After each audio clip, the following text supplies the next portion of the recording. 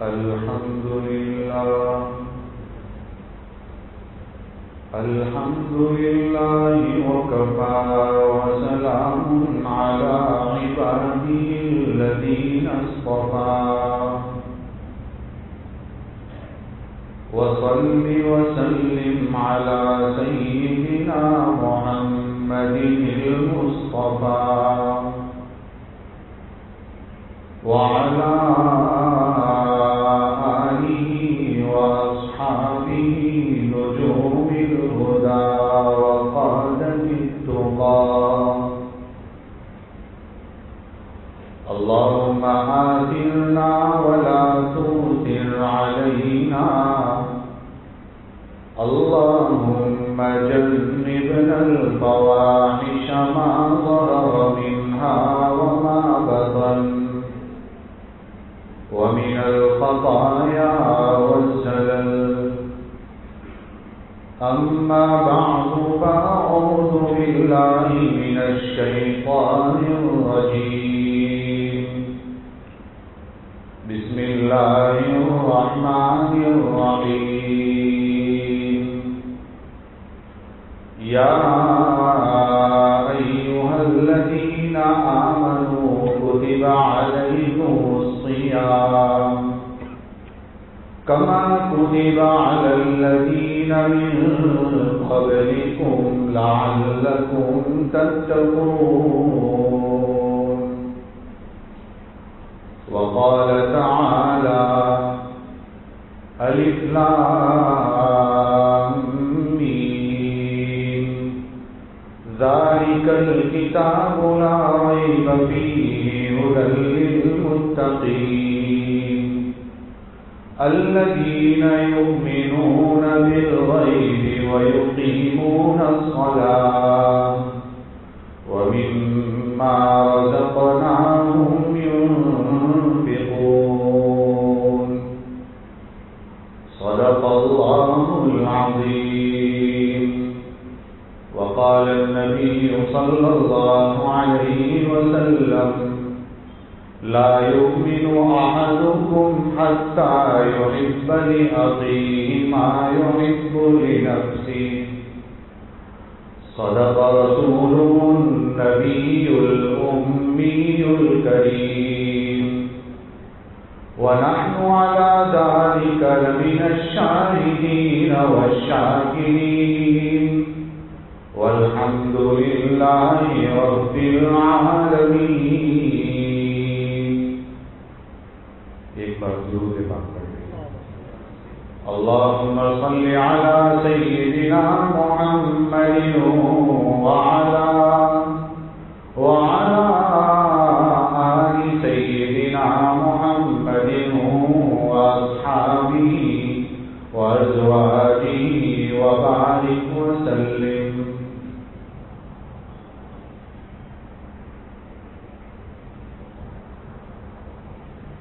بزرگوں، دینی بھائیوں، بہت سارے حضرات ادھر ادھر متفرق بیٹھے ہیں. اگر مل کر بیٹھیں گے تو اس میں برکت ہوگی. جتنا ہو سکے اگر کوئی عذر ہو تب تو ٹھیک ہے.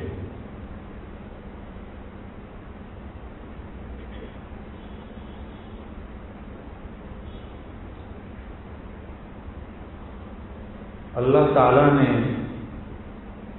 ہم سب کو بہت بڑی دولت ایمان سے نوازا. یہ ایک ایسی دولت ہے کہ اگر انسان اس کے بدلے میں پوری دنیا بھر کر سونا لینا چاہے تب بھی ایمان کا مقابلہ نہیں ہو سکتا. چونکہ ہم باپ دادا کے گھروں سے اور پہلے ہی سے مسلمان چلے آ رہے ہیں اس لیے ہمیں اس کی قدر نہیں ہوتی. صحابہ کرام رضوان اللہ علیہم اجمعین کو اس کی بہت قدر تھی، جس کی وجہ سے آپ جانتے ہیں کہ وہ ایمان کی کتنی اہمیت سمجھتے تھے. اللہ تعالیٰ نے اسی ایمان ہی کی وجہ سے ہم سب کو رمضان کا مہینہ بھی عطا فرمایا. اور آپ جانتے ہیں ابھی ابھی رمضان کا تیسرا عشرہ چل رہا ہے علماء فرماتے ہیں پہلا عشرہ چل کر گزرتا ہے، دوسرا عشرہ دوڑ کر گزرتا ہے، لیکن جب تیسرا عشرہ آتا ہے تو اڑ کر گزرتا ہے، پتہ بھی نہیں چلتا، چلا جاتا ہے۔ ہم سوچتے ہیں کل تاخرات آئے گی، کچھ کریں گے، پھر کچھ آئے گا، پھر کچھ کریں گے، اور ایسے ہی رمضان چلا جاتا ہے۔ جب عید کا چاند نظر آتا ہے، دنیا کے اکثر لوگ، اکثر مسلمان خوشی منا رہے ہوتے ہیں، لیکن جو دل کے جلے ہوتے ہیں، اللہ والے ہوتے ہیں، وہ چیخ مار کر روتے ہیں اور کہتے ہیں کہ پتہ نہیں آئندہ رمضان نصیب ہوگا۔ میرے بھائیوں، اللہ تعالیٰ کے یہاں دو نظام چلتے ہیں، بہت دھیان سے سنیں گے تو آخر تک بات سمجھ میں آئے گی۔ دو نظام اللہ کے یہاں چلتے ہیں، ایک کا نام ہے فضل اور ایک کا نام ہے عدل۔ فضل کا لفظ مسجد سے جب ہم نکلتے ہیں تو ایک دعا پڑھتے ہیں، اللہم انی اسألک من فضلک، یہ لفظ فضل کا استعمال، یہی فضل کی بات کر رہا ہوں۔ اور دوسرا لفظ ہے عدل، جس کا معنی ہم کرتے ہیں انصاف کے۔ دو لفظ ہے، یہ اللہ کے یہاں دو نظام ہیں، کسے کہتے ہیں فضل اور کسے کہتے ہیں عدل، وہ میں سمجھانے کی کوشش کروں گا۔ بہت سارے انعامات اور بہت ساری نعمتیں ایسی ہوتی ہیں جو انسان کچھ کر کے حاصل کرتا ہے، جیسے آپ نے بہت محنت کی، ایگزام دیے، پھر نمبر آیا، پوزیشن آیا اور انعام ملا، یہ محنت کا نتیجہ، اس کو کہتے ہیں عدل۔ اور کچھ بھی نہیں تھا، نہ ہم مستحق تھے، نہ ہمارا کوئی حق تھا، نہ ہم نے کوئی محنت کی تھی، پھر بھی کوئی نعمت مل جائے، کوئی انعام مل جائے، اس کو کہتے ہیں فضل۔ ذرا سمجھنے کی کوشش کیجیے گا۔ فضل کے بارے میں ضرور کہوں گا، قرآن کریم میں نبوت کو بھی فضل کہا ہے۔ اسی لیے آپ جانتے ہیں کفار مکہ نے آپ صلی اللہ علیہ وسلم سے یہی شکایت کی تھی، یہی کہا تھا آپ کے بارے میں کہ یہ غریب بچہ ہے، جس کا بیک گراؤنڈ بھی ٹھیک نہیں ہے، مالدار بھی نہیں ہے، یتیم ہے، ایسے شخص کو نبوت ملتی ہے؟ یہ سوال کیا تھا، تو قرآن کریم نے اس کا جواب دیا تھا، ذالک فضل اللہ یؤتیہ من یشاء، یہ اللہ تعالیٰ کا فضل ہے، جس کو چاہتا ہے دیتا ہے۔ معلوم ہوتا ہے کہ نبوت بھی مالداری کی بنیاد پر نہیں ملتی، نبوت بھی کوئی ہنر کی بنیاد پر نہیں ملتی، نبوت بھی کوئی حق کی بنیاد پر نہیں ملتی، بلکہ اللہ تعالیٰ جسے چاہتے ہیں دیتے ہیں، اسی لیے اس کو فضل کہا۔ اور آگے چلتے ہیں، یاد رکھیے اسی طریقے سے نبوی علوم جس کو مدرسوں میں پڑھایا جاتا ہے، یہ نبوی علوم بھی جس کے پاس پہنچتے ہیں وہ بھی فضل ہے، وہ کوئی محنت سے نہیں ملتا ہے، وہ بھی فضل ہے۔ یاد رکھیے مدرسے کے اندر جتنے بچے فارغ ہوتے ہیں، جتنے بڑے بڑے علماء نکلتے ہیں، اگر آپ ان کا بیک گراؤنڈ چیک کریں گے تو وہ کوئی بڑی فیملی سے نہیں آئے ہوتے ہیں، وہ کوئی مالدار نہیں ہوتے، وہ کوئی ایسی فیملی سے نہیں آئے ہوتے ہیں جو بہت بڑی ہو، پھر بھی اللہ تعالیٰ ان کو دیتا ہے نبوی علوم، ایسے لوگوں کا ہی اللہ تعالیٰ انتخاب کرتا ہے، یہ فضل ہے، یہ عدل نہیں ہے۔ آگے چلتے ہیں، فضل کا لفظ روزی کے لیے بھی آیا ہے، رزق کے لیے بھی آیا ہے۔ قرآن کریم میں سورہ جمعہ میں ہے، سورہ جمعہ تو پڑھتے ہی ہیں، سورہ جمعہ میں ہے نا، فَإِذَا قُضِيَتِ الصَّلَاةُ فَانتَشِرُوا فِي الْأَرْضِ وَابْتَغُوا مِن فَضْلِ اللَّهِ، یہاں لفظ فضل آیا، کیا ترجمہ ہے اس کا؟ جب جمعہ کی نماز سے فارغ ہو جائے تو پھر زمین میں پھیل جاؤ اور اللہ تعالیٰ کا فضل تلاش کرو، یعنی روزی تلاش کرو۔ فضل کا مطلب روزی۔ جب روزی کو فضل کہا تو سمجھنا آسان ہو گیا کہ جسے اللہ تعالیٰ چاہے مالدار بنا دے، جسے اللہ تعالیٰ چاہے غریب بنا دے، اس لیے کہ یہ تو فضل ہے۔ انسان کتنے کے ہاتھ پیر مار لے، لیکن جتنی ملنی ہے اتنی ہی روزی ملے گی، اس سے زیادہ نہیں ملے گی۔ معلوم ہوتا ہے یہ فضل ہے۔ یہاں ایک اور نکتے کی بات بتاؤں، جمعہ کی نماز کے بعد روزی تلاش کرنے کو کہا، لیکن آپ کو یہ بھی معلوم ہے کہ اس سے پہلی والی آیت میں یہ کہا ہے کاروبار بند کر دو۔ یہاں یہ بھی سمجھ میں آتا ہے کہ جو ہم لوگ یہ سمجھتے ہیں کہ جمعہ کے دن دکان بند کر دینی، جمعہ کے دن کاروبار بند کر دینے کا، قرآن کہتا ہے بند نہیں کرنا ہے، جمعہ کے بعد پھر کاروبار شروع کرنا ہے، اذان ہو جائے تو بند کر دینا ہے۔ جیسا کہ ہے یا ایھا الذین آمنوا اذا نودی للصلاة من یوم الجمعة فاسعوا إلى ذکر اللہ وذروا البیع۔ کہا کہ جیسے ہی جمعہ کے لیے اذان ہو جائے تو فوراً اللہ کے ذکر کی طرف دوڑ پڑو، یعنی مسجد چلو، فوراً چلو، وذروا البیع، اور کاروبار بند کر دو۔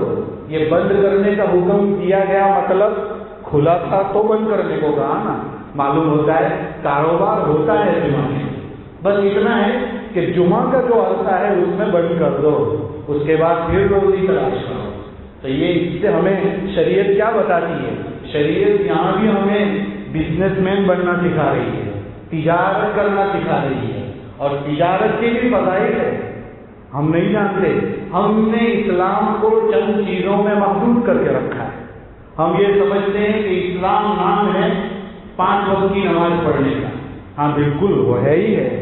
ہم سمجھتے ہیں اسلام نام ہے زکات دینے کا، ہم سمجھتے ہیں اسلام نام ہے تہجد پڑھنے کا، بالکل ہے، لیکن اس کے ساتھ ساتھ اسلام تجارت کو بھی کہتا ہے۔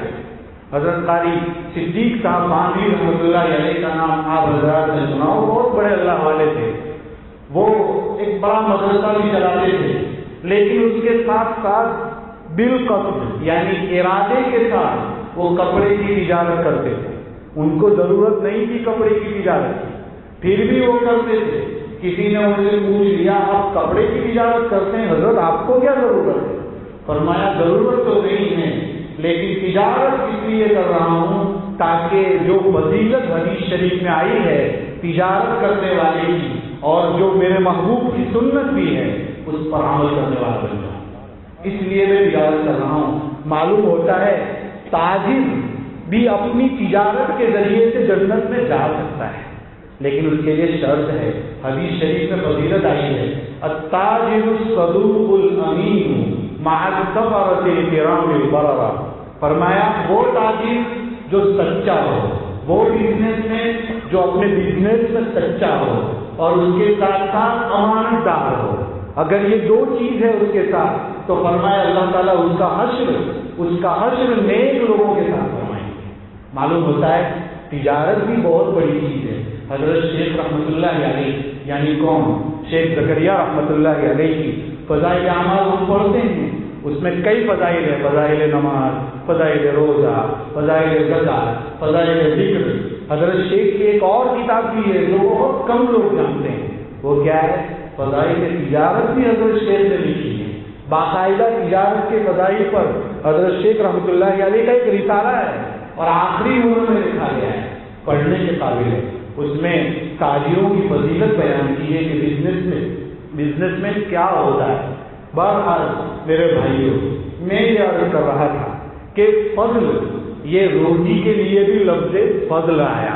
معلوم ہوتا ہے کسی کے پاس کم روزی آئے، کسی کے پاس زیادہ روزی آئے تو فکر کرنے کی ضرورت نہیں ہے، اس لیے کہ یہ تو فضل ہے، اللہ جسے چاہے دے، جسے چاہے نہ دے، یہ فضل ہے۔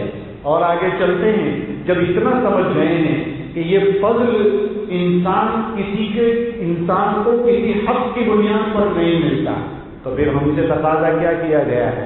ہم سے یہ تقاضا کیا گیا ہے کہ یہ تو ہے فضل، اللہ تعالیٰ نے ہم کو جب انسان بنایا، یہ اللہ کا فضل کہ ہم کو انسان بنایا۔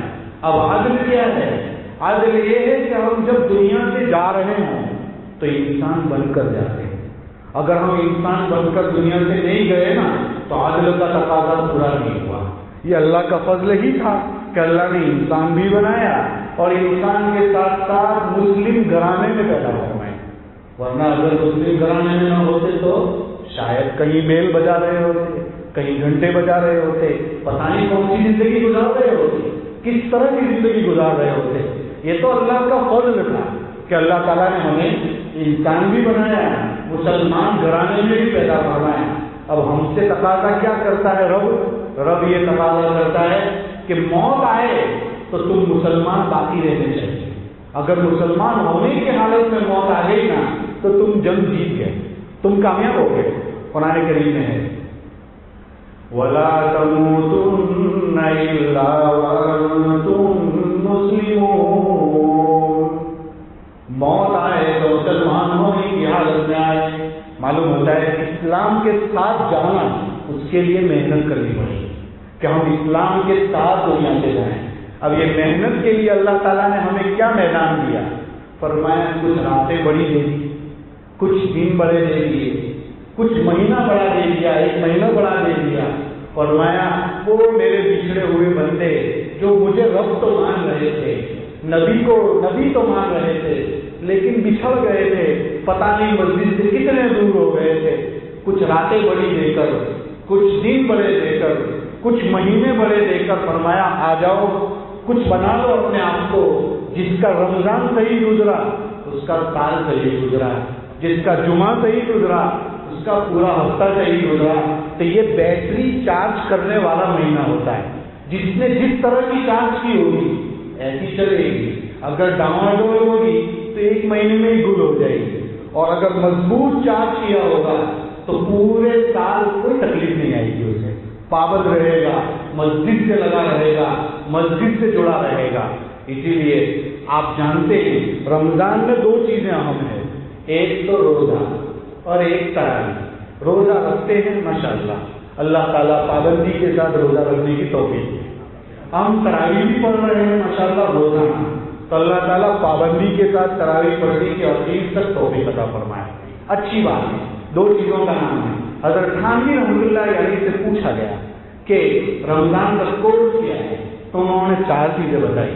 حضرت مولانا اشرف علی تھانوی رحمۃ اللہ علیہ نے فرمایا 4 چیزوں کا نام رمضان ہے۔ نمبر 1 کم کھانا، تقلیل طعام۔ نمبر 2 تقلیل منام، کم سونا۔ نمبر 3 تقلیل کلام، کم بات چیت کرنا۔ اور نمبر 4 تقلیل اختلاف مع الانام، یعنی میٹنگ کم کرنا، لوگوں سے کانٹیکٹ مل کر کم کرنا۔ آپ 4 چیزوں پر غور کیجیے، کیا ہمارا رمضان ایسا گزرا ہے؟ نہیں گزرا ہے۔ پہلا نمبر کم کھانا، یہ تو مولانا ہو ہی نہیں سکتا، رمضان میں تو زیادہ کھانے کا ہوتا ہے، تو لوگ زیادہ کھاتے ہیں۔ جب زیادہ کھاتے ہیں تو پھر کیا ہوگا؟ اس کا نتیجہ زیادہ سونا ہوگا، جبکہ سونے کے لیے بھی کم کہا گیا۔ اور پھر کہتے ہیں تو حدیث بتاتے ہیں کہ سونا بھی تو مولانا مسجد میں عبادت ہے، اور اعتکاف میں سونا بھی عبادت ہے۔ کھانے کا کہتے ہیں تو پھر حدیث بتاتے ہیں مومن کا رزق رمضان میں بڑھا دیا جاتا ہے۔ سب صحیح ہے، لیکن روزے کا مقصد تو معلوم ہے نا آپ کو؟ روزے کا مقصد کیا تھا؟ شہوت کو توڑنا۔ روزے کا مقصد کیا تھا؟ تقویٰ حاصل کرنا۔ تقویٰ کس چیز کا نام ہے؟ اللہ کا ڈر۔ کیا 22 دن گزرے، اب تک ڈر آیا کہ نہیں آیا؟ محاسبہ کیجیے۔ کتنوں کی زندگی میں 20 رمضان گزر گئے ہوں گے، کتنوں کی زندگی میں 30 رمضان گزر گئے، کتنوں کی زندگی میں 40 رمضان گزر گئے، لیکن کیا کوئی رمضان ایسا آیا جو ہماری لائف کو چینج کر دے، جو ہماری زندگی کو بدل دے؟ اگر میرے بھائیوں اب بھی نہیں بدلا ہے نا تو آج بھی بدل سکتے ہیں، آج بھی اپنی زندگی کو چینج کر سکتے ہیں۔ میرے بھائیوں حالات کا جائزہ لیجیے، لوگ ہمارے اوپر ٹوٹے پڑے ہیں کہ کسی طرح مسلمان مل جائے، اور مسلمان گہری نیند سو رہا ہے، وہ سمجھتا ہے کوئی ٹینشن ہی نہیں ہے، اللہ بہت بڑا ہے۔ ارے بھائی تو نہیں ہوگا تب بھی اللہ تو بڑا ہے۔ ہمارا کام کیا ہے کہ ہم اسلام کی حفاظت کے لیے کام میں آ جائیں، لیکن کام میں کب آئیں گے؟ اس کا پہلا زینہ مسجد سے جڑنا پڑے گا۔ جب مسجد سے نہیں جڑیں گے کچھ نہیں ہونے والا ہے۔ اس لیے میرے بھائیوں رمضان 4 چیزوں کا نام، اس کورس کو دھیان میں رکھیں اور آنے والے دنوں میں اس کورس کو دھیان میں رکھ کر آگے بڑھیں۔ کم کھانا، کم سونا۔ ہمارا آدمی سوتا بھی اتنا ہے اور پھر کہتا ہے الحمدللہ مولانا فجر بعد سوتا ہوں تو سیدھے اثر میں اٹھتا ہوں، اس کو بھی الحمدللہ کہتا ہے وہ، جبکہ یہ الحمدللہ کہنے کی جگہ نہیں ہے. فجر سے اثر تک سوتا ہے تو نماز کیا پڑھتا ہوگا، ذکر کیا کرتا ہوگا، تلاوت کیا کرتا ہوگا؟ کچھ نہیں. نہیں میرے بھائیوں، یہ اس لیے اللہ نے مہینہ نہیں کیا، اس کو فکر کرنے کی ضرورت ہے. اور آگے چل کے تیسری چیز تقلید کلام، کم بات چیت. رمضان میں جتنی بات چیت ہوتی ہے پورے سال میں نہیں ہوتی. جہاں دو آدمی ملے مسجد کے اندر بھی بات چیت شروع ہو جاتی، باہر بات چیت، ادھر بات چیت، ادھر بات چیت، اور فون پہ ایک گھنٹہ، ڈیڑھ گھنٹہ لوگ کانٹیکٹ پر کانٹیکٹ کر رہے ہیں. اور چوتھی چیز تقلید اختلاط مع الانام، کم میٹنگ. لیکن رمضان میں سب میٹنگ کرتے ہیں. جتنی بھی میٹنگ ہوتی ہے رمضان میں ہی ہوتی ہے کہ اتنے روزے کو میٹنگ ہوگی، اس روزے کو میٹنگ ہوگی. اور پھر میٹنگ ڈھنگ کی ہو تب بھی اچھا ہے، لیکن وہ میٹنگ کے اندر بھی فالتو باتیں، بکواس، غیبتیں، چغلیاں، ایسا سب ہوتا ہے کہ وہ حدیث میں آیا ہے نا کہ روزہ تو ڈھال ہے جب تک اسے پھاڑ نہ دے. اور پھٹا کس سے ہے روزہ؟ چغلی سے. روزہ کس سے پھٹ جاتا ہے؟ غیبت سے. آپ مسجد بند کر دو اور اے سی چالو کر دو، اگر تھوڑی سی دروازے سے ہوا نکلتی ہوگی تو اے سی کا کولنگ صحیح نہیں آتا. آپ جانتے ہیں نا، یہ تو سب جانتے ہیں. جب ایسا ہے کہ اے سی کو کمپلیٹ کرنے کے لیے سب چیزوں کو بند کرنا ضروری ہے تب کولنگ صحیح آئے گا. کا روزہ مکمل ہونے کے لیے صرف اتنا نہیں ہے کھانا پینا بند، عورت سے تعلقات بند، یہ بند کر دیا تو روزہ ہو گیا. نہیں، روزہ نہ نہیں، ان چیزوں سے تو رکنا ہی ہے، لیکن اس کے علاوہ کیا کرنا ہے؟ اس کے علاوہ چغلی سے رکنا ہے، غیبت سے رکنا ہے، بکواس سے رکنا ہے، گالی گلوچ سے رکنا ہے، لڑائی جھگڑوں سے رکنا ہے. اگر ان چیزوں سے رکے رہے تب تو روزے کا پورا ثواب ملے گا. اور اگر نہیں رکے تو روزہ پھٹ رہا ہے. جیسے وہاں ہوا نکل رہی تھی نا اے سی کی کا، اسی طریقے سے روزہ رکھا تو ہے لیکن اس کا ثواب جا رہا ہے، جا رہا ہے، جا رہا ہے. میرے بھائیوں، یہی پیغام ہے کہ روزے کا جو مقصد ہے اس کو حاصل کرنے کی کوشش کیجیے. اور وہ کیا مقصد ہے؟ تقویٰ. آج 22 روزے ہو گئے، یہ کہنا پڑ رہا ہے. قرآن کی آیت پڑھی، یا ایھا الذین آمنوا، اے ایمان والو. حضرت عبداللہ ابن عباس رضی اللہ تعالیٰ عنہما فرماتے ہیں کہ جب قرآن میں یا ایھا الذین آمنوا آئے تو دھیان سے بیٹھ جاؤ، سنبھل کر بیٹھ جاؤ. کیوں؟ اس لیے کہ اللہ ڈائریکٹ ہم کو کہہ رہا ہے اے ایمان والو. ڈائریکٹ اللہ تعالیٰ ہم سے بات کر رہے ہیں اور ہمارے ایمان کے ٹھکانے نہیں ہیں. تو ہم صحیح طرح نہ بیٹھیں گے تو کیا ہوگا؟ کہ سنبھل کر بیٹھ جاؤ، اس لیے کہ اللہ ڈائریکٹ ہم سے خطاب کر رہا ہے اے ایمان والو. کتب علیکم الصیام، تم پر روزے فرض کیے گئے. دیکھو فرض کیے گئے کہاں ہے؟ فرض کیے گئے مطلب فائنل ہے، اس میں کوئی گنجائش نہیں. کوئی کہے کہ بیڑی پیتا ہوں، گنجائش ہے؟ اس میں گنجائش نہیں ہے.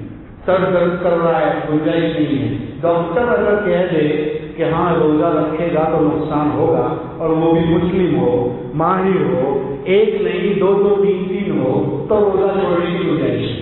ورنہ چھوٹی چھوٹے بہانوں پر لوگ روزہ چھوڑ دیتے ہیں. میرے بھائیوں، ایک رمضان کا روزہ گیا نا، آپ زندگی پر قضا کرو گے تب بھی اس کی برکت نہیں ملے گی. اس لیے روزہ نہیں چھوڑنا چاہیے. ہمارے مسلمان کتنے ہم نے ایسے دیکھے ہیں کہ رمضان کے مہینوں میں بھی کھانے پینے کی دکان چالو رہتی ہے، جاری رہتی ہے، اور آگے پردہ ڈال دیتے ہیں. ارے بھائی، یہ تو ایسا ہی ہوا جیسے رمضان کا مہینہ آیا تو جو سب سے بڑا شیطان ہمارے گھر میں ہوتا ہے نا، جس کو ٹی وی کہتے ہیں، اس پر لوگ پردہ ڈال دیتے ہیں اور بتاتے ہیں کہ ہم نے بند کر دیا، عید کے بعد کھولیں گے دیکھیں گے. تو اللہ تعالیٰ تو سب کچھ دیکھ رہا ہے کہ آپ کیا کرنا چاہتے ہیں. توبہ کرنے کے لیے شرط یہ ہے کہ آپ پکا ارادہ کریں گے کہ میں چھوڑوں گا تو چھوٹے گا. یہ تو ارادہ ہی گھسا ہے، پہلے دن سے ہی یہ ارادہ کیا ہے عید کے چاند کو کریں گے ایسا، تو پھر کیا توبہ ہوئی؟ کچھ بھی توبہ نہیں ہوئی. ایسا ہی ہوا جیسے کسی نے داڑھی کٹوائی، رمضان سے پہلے کٹواتا تھا لیکن رمضان آیا تو اب وہ سلون میں نہیں جاتا کہ کون جا رہے ہیں وہاں. پھر سوچتا ہے عید کی رات کو آؤں گا، سلون والے سے بات کرتا ہے کلین شیو کرانے کے لیے. میرے بھائیوں، یہ تو توبہ نہیں ہوئی. توبہ کے لیے شرط ہے اسی وقت چھوڑنا اور آئندہ کے لیے پکا ارادہ کرنا.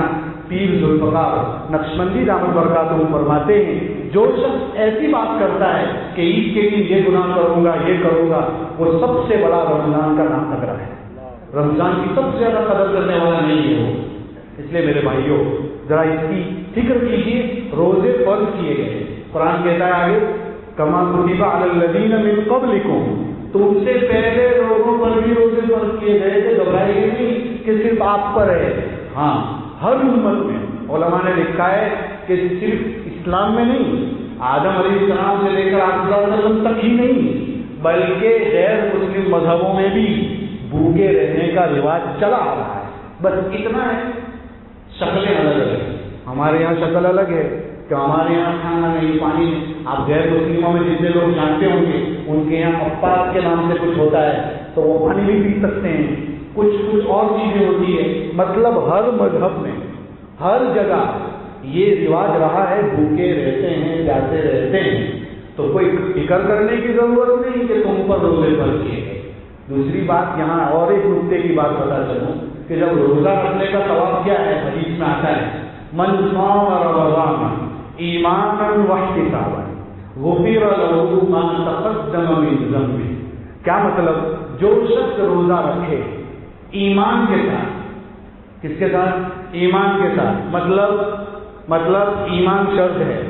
اگر کوئی کہے کہ میرا غیر مسلم بھائی 27واں روزہ رکھتا ہے، ٹھیک ہے. میرا ایک دوست ہے غیر مسلم ہے، وہ 25واں روزہ رکھتا ہے، ٹھیک ہے، مرضی ہے. لیکن ایمان نہیں ہے، پورا مہینہ روزہ رکھنے کا کچھ نہیں ملنے والا ہے، کچھ بھی نہیں ملے گا. اس لیے کہ شرط ہے روزہ رکھے رمضان کا ایمان کے ساتھ، پہلی شرط. واحتسابا دوسری شرط، ثواب کی امید رکھتے ہوئے. مسئلہ یہ ہے کہ ہم کو یقین ہی نہیں ہوتا کہ روزے پر ثواب ملے گا. ارے بھائی یقین ہی تو سب کچھ ہے. ہم کیا کرتے ہیں؟ ہم روزہ رکھتے ہیں اور سروے کرتے ہیں کتنے گھنٹے کا روزہ ہے. اس سال 15 گھنٹے کا روزہ ہے، اور لندن میں 17 گھنٹے کا روزہ ہے، اور فلاں جگہ 20 گھنٹے کا روزہ ہے. اب ایسا سروے کرتے ہیں. ارے بھائی سروے کرنے کی کیا ضرورت ہے؟ آج اس سال رمضان میں بہت گرمی ہونے والی، تو ہونے والی ہے، ہونے والی ہوگی تو ہوگی، اس کو کوئی روک نہیں سکتا. ایک طرف آپ اللہ کی محبت کے لیے روزہ رکھ رہے ہیں اور ایک طرف سروے کر رہے ہیں. جب بھی کوئی ملتا ہے مولانا دعا کیجیے بہت دھوپ ہو رہی ہے، کیا ہوگا ہمارا روزے کا؟ ارے بھائی جتنا تو اللہ کی محبت میں جتنا اپنے آپ کو برداشت کرے گا اتنا ثواب بھی تو زیادہ ملے گا. جتنی تکلیف آئے گی اتنا ثواب بھی زیادہ ملے گا. پھر یہ سروے کرنے کی ضرورت کیا ہے؟ ارجنٹینا میں 11 گھنٹے کا روزہ ہے، پھر کہتا ہے کاش کہ میں ارجنٹینا میں ہوتا. یہ کیا بات تھی؟ یہ بات کرنے کی ضرورت نہیں ہے. بلکہ انسان کو یہ سوچنا چاہیے میں جتنی تکلیفوں کے ساتھ روزہ رکھوں گا اللہ کے یہاں اتنا ثواب بھی اتنا ہی ملنے والا ہے، اس سے زیادہ ملنے والا ہے. اگر یہ یقین ہوگا نا تو روزہ رکھنا آسان ہو جائے گا. میں آپ کو ایک تجربے کی بات بتاتا ہوں جو علماء بتاتے ہیں. جو چغلی کرتا ہے، جو غیبت کرتا ہے، رمضان میں بھی کرتا ہے، تو یاد رکھنا اس کو شام تک میں روزہ بہت لگتا ہے.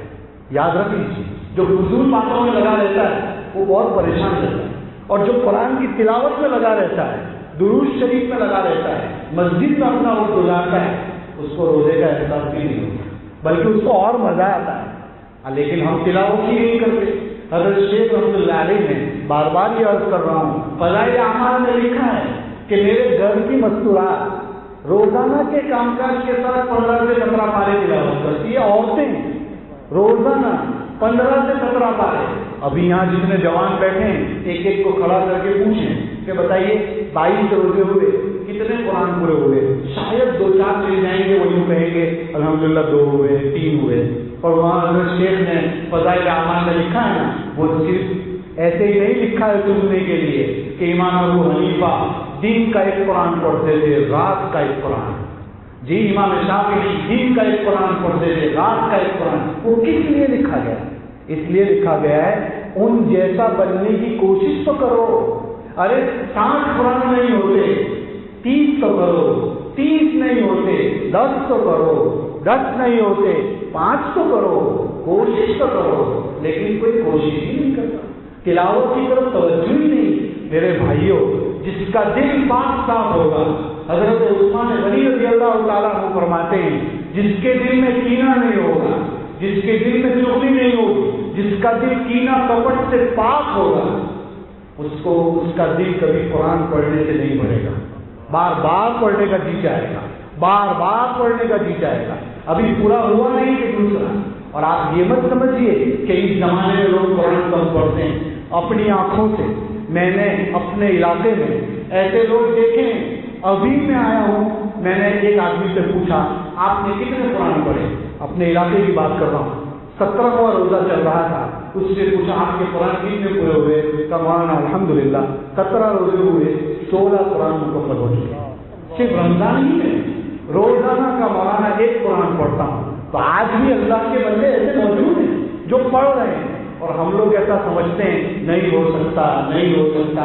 نہیں میرے بھائیوں, ہو سکتا ہے. آپ ٹرائی تو کیجیے, کوشش تو کیجیے. بہرحال روزے کا مقصد کیا ہے؟ تقویٰ. میں اسی کو ذکر کر رہا تھا. اب تقویٰ کیا ہے, اسی کی ڈیفینیشن پر قرآن کی ایک آیت پڑھی. قرآن کی آیت کیا پڑھی تھی؟ ابھی تو پہلے یہ پڑھی تھی کما کتب علی الذین من قبلکم لعلکم تتقون.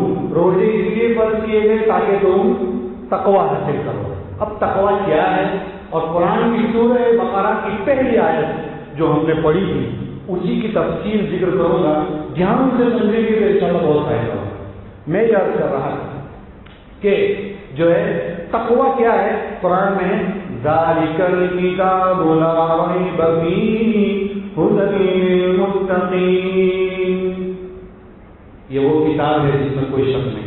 قرآن کریم متقیوں کے لیے ہدایت ہے. کس کے لیے ہدایت ہے؟ متقیوں کے لیے. تقویٰ حاصل کرنے والوں کے لیے یہ کتاب کیا ہے؟ ہدایت ہے. یعنی اس کے لیے آسان راستہ منزل تک پہنچنا. اب متقی کون ہے یہ بھی تو جاننا پڑے گا. کون ہے؟ قرآن کریم نے اس میں علامات بیان کی کہ اگر آپ کو دنیا میں کسی کو متقی پہچاننا ہو تو یہ علامتیں ہیں. اگر اس میں موجود ہے تو سمجھ لو کہ وہ کیا ہے؟ متقی ہے. اگر نہیں ہے تو آپ ان چیزوں کے ذریعے سے متقی بن سکتے ہو. دونوں چیزیں ہیں. ایک تو یہ کہ وہ اس میں وہ ہوگی تو وہ متقی ہے, اور اگر نہیں ہوگی تو وہ اس راستے سے متقی بن سکتا ہے. تقوی کا ذکر قرآن کریم میں الگ الگ عنوانات سے 288 مرتبہ آیا ہے. 288 مرتبہ قرآن کریم میں تقوی کا ذکر آیا ہے. بلکہ قرآن نے تو یہاں تک کہا انما یتقبل اللہ من المتقین. اللہ تعالیٰ متقی لوگوں کے اعمال قبول کرتا ہے. تو جو متقی نہیں ہوں گے ان کے اعمال کا مسئلہ رہے گا. دیکھو یہ آیت کا مطلب ہی یہ نکلتا ہے کہ متقیوں کے اعمال اللہ تعالیٰ قبول کرتا ہے. ایک جگہ جنت کی نہروں کا تذکرہ ہو رہا ہے. اس کے لیے بھی کیا بتایا؟ یہ جنت کی نہریں کس کے لیے تیار ہوئی ہیں؟ متقیوں کے لیے. مثل الجنت التي وعد المتقون. وہ جنت کی مثال جس کا متقیوں کو وعدہ کیا گیا. فيها أنهار من ماء غير آسن. اس میں نہریں بھی ہوگی پانی. وأنهار من لبن لم يتغير طعمه. اور کچھ نہریں جنت میں دودھ کی ہوگی. وأنهار من خمر لذة للشاربين. اور کچھ نہریں شراب کی ہوگی. شراب تو سمجھتے ہیں, شراب کی ہوگی. دنیا میں لوگ شراب پیتے ہیں. فرمایا جب دنیا میں شراب پیتا ہے نا اس کو جنت کی شراب کبھی نصیب نہیں ہوگی. اور جنت کی شراب کیسی ہوگی وہ تو وہاں جا کے پتہ چلے. لیکن دنیا میں پینے والے کو نہیں ملے گا. توبہ کر لی تو مل جائے گی, لیکن توبہ کرنا پڑے گا.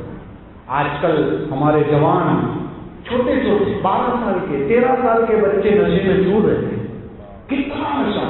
ہم نے سنا, ہم جوانوں کی جب معلومات لے رہے تھے تو اپنے علاقے کے جوانوں کے بارے میں, یہاں تو مجھے نہیں معلوم, جو ہے کھانسی کی سیرپ سے بھی لوگ نشہ لے رہے ہیں. پیٹرول کا نشہ, چرس, گانجا, یہ ہمارے مسلم بھائیوں میں عام ہے میرے بھائیوں. اور وہاں صحابہ اکرام رضوان اللہ علیہ مجمعین کا حال بتاتا ہوں. شراب جب حرام ہوئی تھی نا تو اعلان ہوا تھا. حضرت انس رضی اللہ تعالیٰ کو فرماتے ہیں میں اپنے سوتیلے والد حضرت ابو طلحہ کے گھر پر تھا, چھوٹا تھا, تو سب کو پلا رہا تھا شراب, گلاس ہاتھ میں تھا. باہر کسی نے اعلان کیا, ہماری طرف مسجدیں مائک نہیں تھا, اعلان ہوا باہر سن لو شراب حرام ہو چکی ہے. یہ اعلان ہوا, آپ صلی اللہ علیہ وسلم کا زمانہ ہے. اور اعلان ہوتے ہی حضرت انس کو بھیجا کہ دیکھو تو کیا اعلان ہو رہا ہے. باہر جا کے سن کر آئے، اندر آ کر کہا شراب کے حرام ہونے کا اعلان ہو چکا ہے۔ تو کہتے ہیں جتنے لوگ تھے اس وقت سب کے ہاتھ میں گلاس تھا، کسی کے ہاتھ میں ایسا گلاس ہے، کسی کے پاس منہ تک پہنچ چکا ہے، کسی کے منہ میں جو ہے مطلب گھونٹ بن گیا ہے، اترا نہیں ہے۔ کہتے ہیں جس کے پاس جس حالت میں شراب تھا وہ وہیں اسٹاپ کر دیا، اس نے روک دیا اور فرمایا اللہ کے رسول کا اعلان آ جائے اس کے بعد ایک گھونٹ شراب نہیں پی سکتے۔ آپ دیکھیے سب نے روک دیا۔ کہتے ہیں مدینے میں جتنے لوگوں کے پاس شراب کی پورے مشکلیں بنے ہوئے تھے سب توڑ دیے۔ کہتے ہیں مدینے میں شراب کا پھیلاؤ ہو گیا۔ کیا یہ کیا ہے؟ یہ آخرت کی فکر ہے۔ آج ڈر ختم ہو گیا میرے بھائیوں، ڈر ختم ہو چکا ہے، سب چیز ختم ہو چکی ہے۔ اس لیے میرے بھائیوں کیا میں کہہ رہا تھا کہ جنت میں کون سی نہر ہوگی؟ شراب کی بھی نہر ہوگی۔ کس کو نصیب نہیں ہوگی؟ جس نے دنیا میں شراب کی ہوگی۔ ارادہ کیجیے آپ نہیں پیتے ہیں اچھی بات ہے، لیکن اگر آپ کے دوست پیتے ہیں ان کو سمجھانے کی کوشش کریں گے انشاءاللہ۔ آگے چلتے ہیں وَأَنْهَارٌ مِّنْ عَسَلٍ مُّصَفًّى، اور چند نہریں ایسی ہوگی جو شہد کی ہوگی، اور وہاں کا شہد کیسا ہوگا ہم سوچ بھی نہیں سکتے۔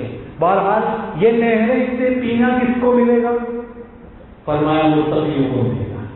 تو اب تقویٰ کیا ہے؟ دیکھو یہاں بھی متقیوں کے بارے میں کہا، پھر کہا کہ اعمال بھی اللہ تعالیٰ کس کے قبول فرماتا ہے؟ متقیوں کے قبول فرماتا ہے۔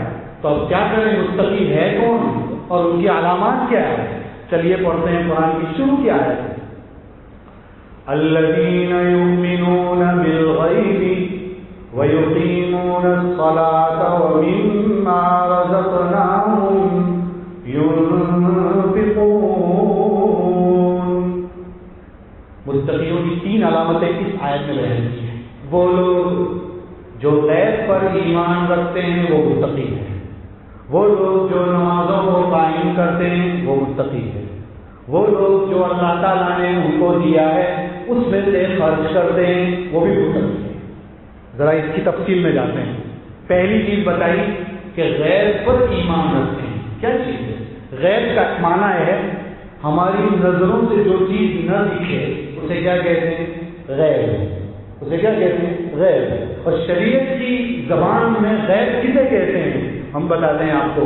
شریعت کی زبان میں غیب اسے کہتے ہیں جو بات نبی کریم صلی اللہ علیہ وسلم نے بتا دی اس کو بغیر چونو چرا کے، بغیر کوئی شک اور شبہ کے مان لینا، یہ ہے ایمان بالغیب۔ یہ ہے ایمان بالغیب، غیب پر ایمان رکھنا۔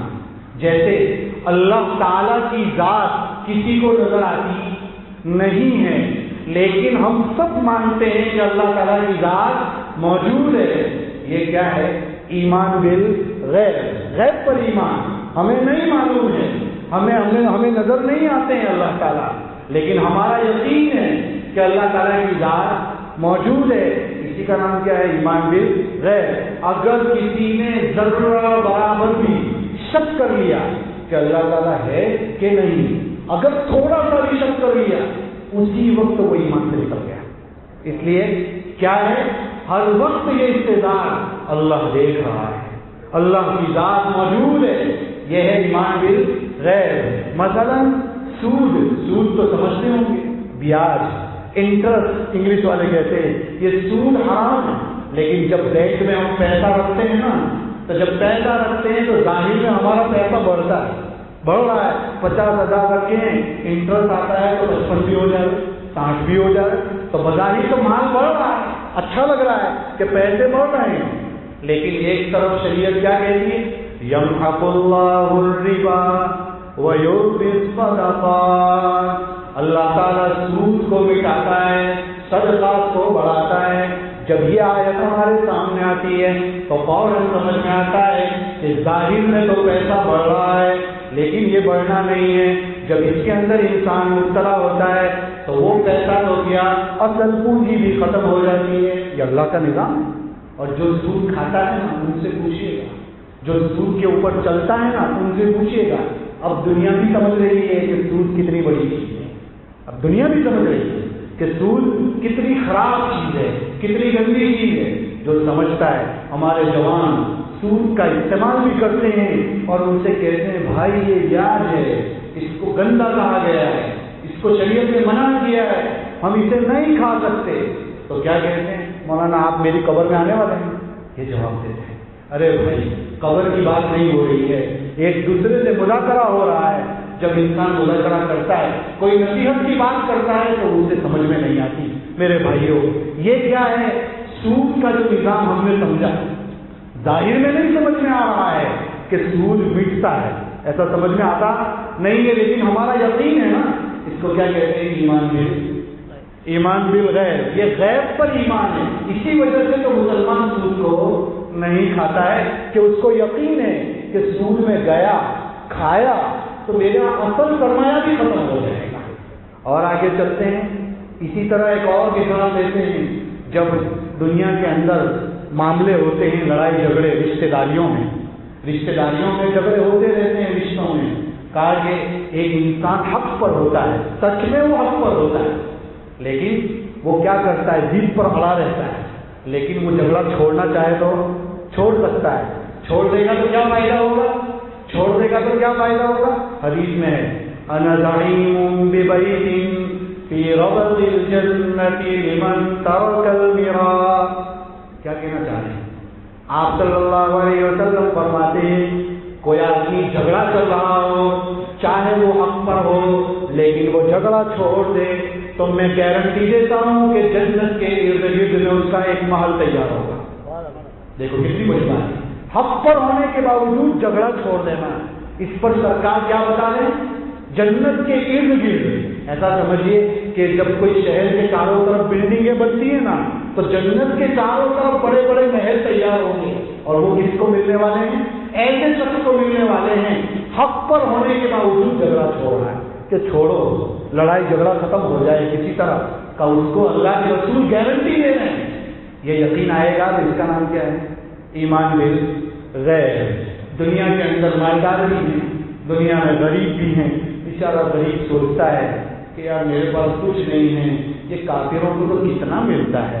بل وہ یہ بھی سوچتا ہے نعوذ باللہ کہ اللہ تعالیٰ کو اس کو دینے کا ملا، مجھے نہیں ملا. ایسے بھی لوگ سوچتے ہیں. کبھی سوچتے ہیں کہ وہ کافروں کے تو کتے بھی بریک فاسٹ کرتے ہیں، بلیاں بھی بریک فاسٹ کرتی ہے، ناشتے کرتے ہیں، اور ہم کو تو اللہ نے کچھ دیا ہی نہیں. نعوذ باللہ. ایسا نہیں بولنا چاہیے. ہاں لیکن جب ایسا خیال آ جائے اور فوراً سرکار کی وہ حدیث سامنے آ جائے، آپ صلی اللہ علیہ وسلم فرماتے ہیں میری امت کے غریب حضرات مالداروں سے 500 سال پہلے جنت میں جائیں گے. جب یہ سامنے آ جائے گا تو غریب کو کتنی تکلیف ہوگی.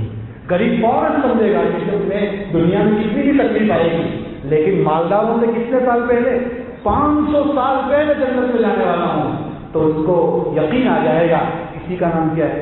ایمان بالغیب. اسی کا نام کیا ہے؟ ایمان بالغیب. دنیا میں لوگ عیش کرتے ہیں، مزے اڑاتے ہیں، کھانا کھاتے ہیں، ہوٹلوں میں جاتے ہیں، تو اس کو ایسا لگتا ہے یہ سب مزے اڑا رہے ہیں، ہم کیا کر رہے ہیں؟ قرآن کی آیت سامنے آئی وَبَشِّرِ الَّذِينَ آمَنُوا وَعَمِلُوا الصَّالِحَاتِ أَنَّ لَهُمْ جَنَّاتٍ تَجْرِي مِن تَحْتِهَا الْأَنْهَارُ. بہت عجیب و غریب آیت، بہت پیاری آیت. كُلَّمَا رُزِقُوا مِنْهَا مِن ثَمَرَةٍ رِزْقًا قالوا هذا الذي رزقنا من قبل وأتوا به متشابها. کیا کہہ رہے ہیں؟ کہتے ہیں خوشخبری دے دو ایمان والوں کو جنہوں نے نیک اعمال کی، ایمان بھی لائے، نیک اعمال بھی کی. ان کے لیے باغات ہیں جس کے نیچے سے نہریں بہ رہی. کہاں ملنے والے ہیں؟ اوپر. اور پھر کیا فرمایا؟ جب وہ پھل کھائیں گے انہیں پھل دیا جائے گا. تو وہ کیا کہیں گے؟ اللہ ابھی تھوڑی دیر پہلے تو یہی کھایا تھا میں نے، دوبارہ وہی مل گیا. میں آپ کو بتاتا ہوں، آپ نے ایپل تو کھایا ہوگا، سیب تو کھایا ہوگا. تو سیب کتنی طرح کے ہوتے ہیں؟ فلسطین کا سیب بہت مشہور ہے، پیلسٹائن کا. ایپل بہت مشہور ہے، اور بہت زیادہ مشہور ہے تو کشمیر کا سیب. کشمیر کا سیب سب لوگ بتاتے ہیں. اور ایک سیب آج کل چلا ہے کچھ بھوج کا، وہاں کا سیب بھی بڑا زبردست. میں کہتا ہوں اور 2-4 جگہ کا سیب اچھا ہوگا. سب سیب کو ایک ساتھ ملا دیں گے اگر دنیا میں تو 19-20 کا فرق ہوگا زیادہ سے زیادہ. اس سے زیادہ تو کوئی فرق نہیں ہوگا. اور ٹیسٹ میں بھی شاید کوئی فرق نہیں ہوگا، کوئی فرق نہیں آنے والا ہے. یہ دنیا کے پھلوں کی بات کر رہا ہوں، دنیا کے پھلوں کی. اور جب جنت میں جنتی جائے گا تو وہاں پھل دیں گے اسے، سیب جیسا پھل بار بار آئے گا، بار بار دوسری مرتبہ بھی ویسا ہی آئے گا. تو وہ جنتی کہے گا اے اللہ میں نے ابھی تو کھایا تھا، پھر دوبارہ وہ دے دیا. اللہ تعالیٰ فرمائیں گے اس کے جیسا تو دیا ہے لیکن اس کا ٹیسٹ اور اس کا ٹیسٹ الگ الگ ہے. اور قرآن کیا کہتا ہے؟ کلما رزقوا منها من ثمرة رزقا، جب جب وہ پھل کھائے گا تب تب اس کا ٹیسٹ بدل جائے گا. تو آپ انداز لگائیے کہ اللہ کے پاس ویرائٹی کتنی ہوگی، کتنے قسم کے ذائقے ہوں گے. اور جنت کی زندگی کتنے سال کی ہے؟ 1 سال کی نہیں، 1000 سال کی نہیں، 1,00,000 سال کی نہیں، کروڑوں کروڑوں سال کی وہ زندگی ہے. تو آپ انداز لگائیے کتنا کھائیں گے، جتنی مرتبہ کھائیں گے اتنی مرتبہ ٹیسٹ الگ الگ ہوگا. تو سوچیے ویرائٹی کتنی ہے اللہ کی. لیکن یہ جب سن لے گا، کون ایک غریب سن لے گا تو فوراً اس سے کہے گا کہ دنیا میں بھلے ایش نہیں ملے گا، اوپر تو ایش ہی ایش ہے جنت میں. یہ کیا ہے؟ ایمان بالغیب. میں اسی کو بتانے جا رہا ہوں، غیب پر ایمان یہی ہے کہ سامنے جب آ جائے گا سب ختم. میراث کا مسئلہ، ہمارے مسلمان وراثت کے مسئلے میں بہت دور ہے. ایک دوسرے کا حق چھین لیتے ہیں، کسی طرح چھین لیتے ہیں اور پھر مزے اڑاتے ہیں. وہ بھی مزے اڑاتا ہے اور اس کے بچے بھی مزے اڑاتے ہیں. ابن ماجہ کی روایت میرے سامنے، جو شخص کسی وارث کا حق جھڑپ کر لے، چھین لے، کہتے ہیں کہ اللہ تعالیٰ اس کو جنت سے محروم کر دیا. اب آپ سمجھیے میرے بھائیوں، دنیا نے تو ہڑپ کر لیا اور سمجھتا ہے میرے بچے مزے میں ہے، میں مزے میں ہوں. لیکن جب اس کے سامنے یہ حدیث آ جائے گی تو اس کو جھنجھوڑ دے گی، اور جب جھنجھوڑ دے گی تو وہ ہڑپ کرنے سے رک جائے گا. اس لیے کہ یہاں کی زندگی تو بہت چھوٹی ہے، اصل زندگی تو آخرت کی جو لمبی زندگی ہے. اگر وہیں سے محروم ہو گیا تو کہاں جائے گا؟ اس لیے فرمایا جب میراث کا حق ہڑپ کرنے جا رہا تھا کسی کا اور فوراً یہ حدیث آ گئی اس کے سامنے تو اس نے اپنے آپ کو روک لیا. اس کو کیا کہتے ہیں؟ ایمان بالغیب. میرے بھائیوں، اگر یہ نصیب ہو جائے نا تو سمجھ لو کہ یہ کیا ہے؟ تقویٰ ہے. یہ متقیوں کی پہلی علامت. آگے چلتے ہیں دوسری علامت، وَيُقِيمُونَ الصَّلَاةَ، نمازوں کو قائم کرتے ہیں. کیا مطلب اس کا؟ اس کا ایک مطلب تو یہ ہے کہ ایک انسان خود اتنی پابندی کرتا ہے نمازوں کی تو سمجھ لیجیے وہ متقی ہے. کوئی نماز نہیں چھوٹتی. کوئی سا بھی موقع آ جائے، زمین اوپر چلی جائے، آسمان نیچے آ جائے، لیکن نماز نہیں چھوڑتا ہے. اس کو کہتے ہیں یقیمون الصلاۃ، نمازوں کو قائم کرتا ہے. اگر یہ کرتا ہے تو فائدہ ہے. آپ دیکھیے نبی کریم صلی اللہ علیہ وسلم کو، آخری زندگی ہے، بیمار ہیں آپ، اور آپ 2 کندھوں پر سہارا دے کر مسجد میں تشریف لا رہے ہیں. امت کو بتا رہے ہیں چھوٹی موٹی بیماریوں پر نماز مت چھوڑو.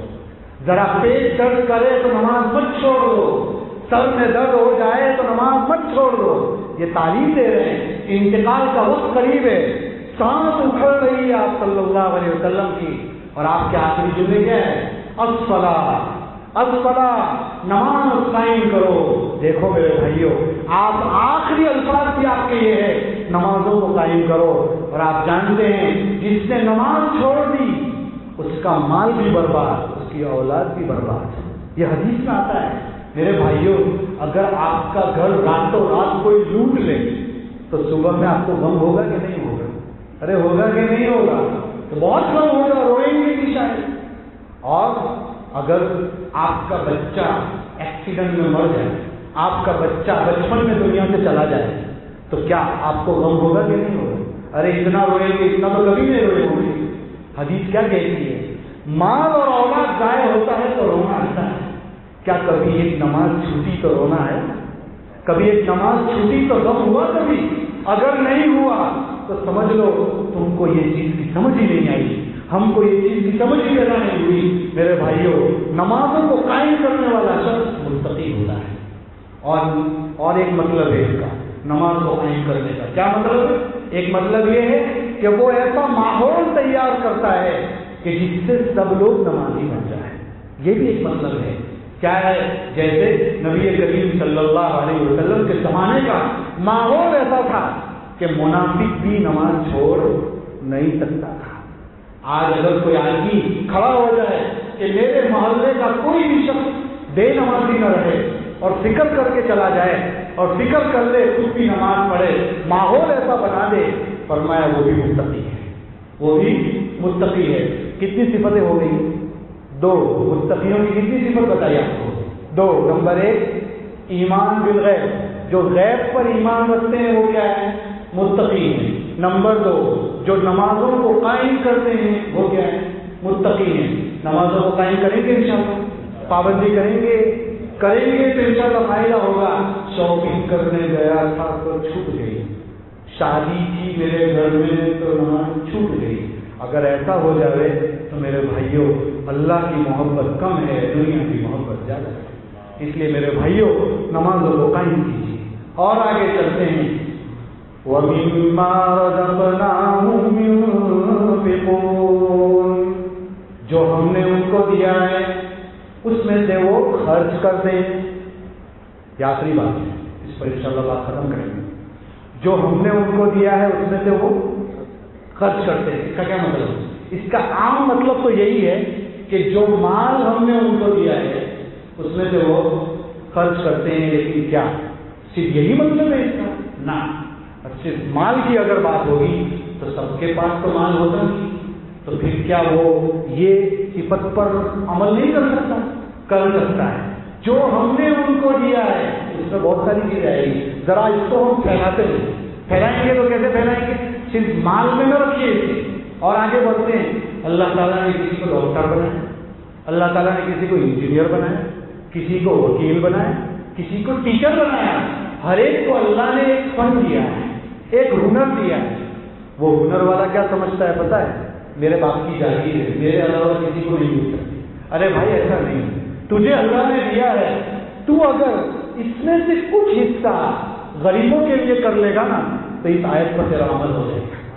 جیسے وکیل اگر یہ سوچ لے کہ میں پورے سال کتنے قیدیوں کے کیس کی پیروی کرتا ہوں، اگر وہ یہ سوچ لے سال میں 2 یا 3 کیس غریبوں کے فری میں کروں گا تو یہ وَمِمَّا رَزَقْنَاهُمْ يُنْفِقُونَ اس پر عمل ہو جائے گا.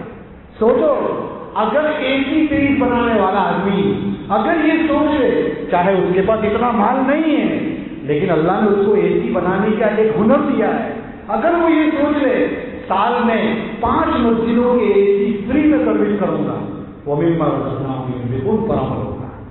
اگر ٹائر پنچر بنانے والا صرف یہ سوچ لے میری دکان پر اگر کوئی غریب آئے گا اس کا پنچر فری میں بنا دوں گا، وَمِمَّا رَزَقْنَاهُمْ يُنْفِقُونَ پر عمل ہوگا.